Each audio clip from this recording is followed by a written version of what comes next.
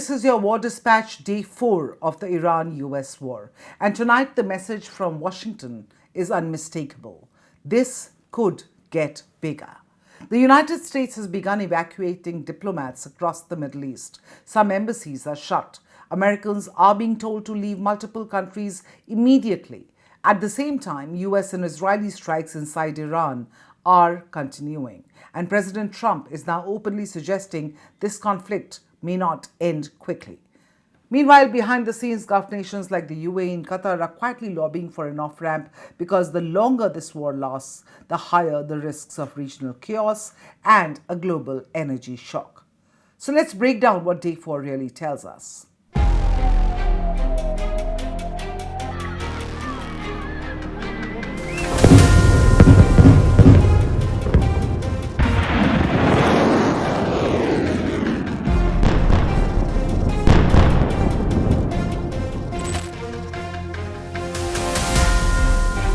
First and foremost, the Trump administration has issued an urgent advisory to Americans across more than a dozen Middle Eastern countries.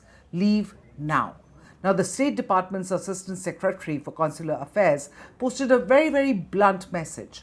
Americans should depart now using commercial transport while it's still available. The list is long: Iran, Iraq, Israel, Syria, Lebanon, Saudi, UAE, Qatar, Jordan, Bahrain, and more. And here's the problem.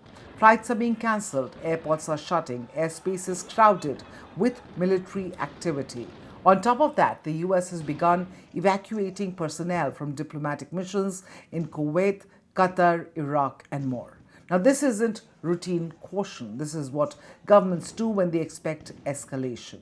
Washington appears to believe that the next phase of this war could be broader, possibly involving more direct strikes on US-linked assets across the region. Now over to Washington, because the messaging from the White House is evolving. President Trump has made it clear this war may not be short.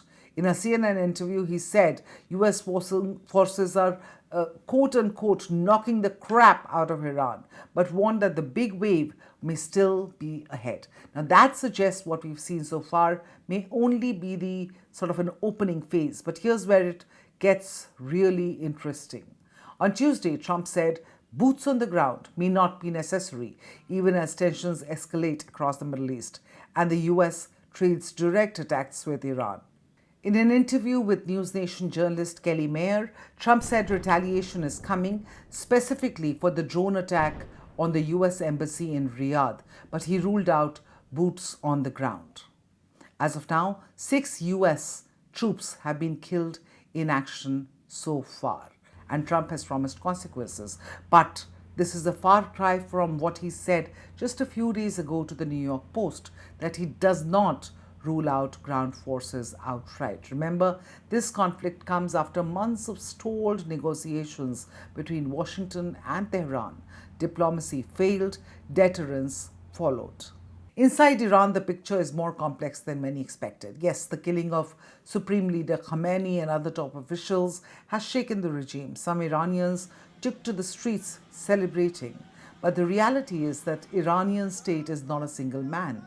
It is a vast network. It includes the Revolutionary Guards, religious authorities, layered military commands, economic conglomerates, militias, and patronage systems. And so far, there have been no major defections. In fact, nationalist counter-protests have also taken place, suggesting that parts of the regime remain intact and mobilized. Even if Israel and the US continue targeting newly appointed leaders, the broader structure, especially the IRGC and the economic grip, that does not dissolve overnight. Regime change is far more complicated than just leadership decapitation. And this brings us to what Iran is doing in response. Now, day 4 saw Tehran escalate across the Gulf. In Qatar, dozens of ballistic missiles and drones were intercepted. 2 missiles struck the Al Udeid airbase, a key US military installation, and a drone reportedly hit an early warning system. Explosions were heard over Doha. Qatar Energy, the world's largest LNG producer, halted production after the attacks. Saudi Arabia intercepted multiple drones near Riyadh and Al Kharj, the US Embassy in Riyadh was struck by at least 2 drone attacks, triggering a limited fire. The embassy is now shut. In Bahrain, air defense systems destroyed dozens of missiles and drones since the conflict began. This is Iran's strategy. It cannot match US power head on, so it expands horizontally.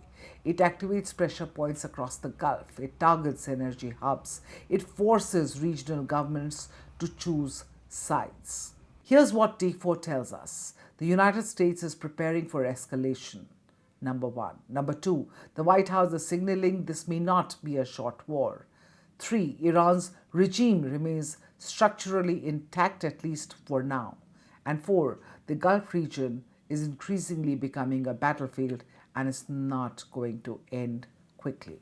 Quietly, Gulf states are trying to put both sides back from the brink. They're trying to pull them back because every missile intercepted in the sky is a reminder that this is war sitting on top of the world's energy lifeline. This is no longer just a US-Iran confrontation. It is a regional pressure cooker now with global consequences. We'll continue tracking every development. This is your War Dispatch, Day 4.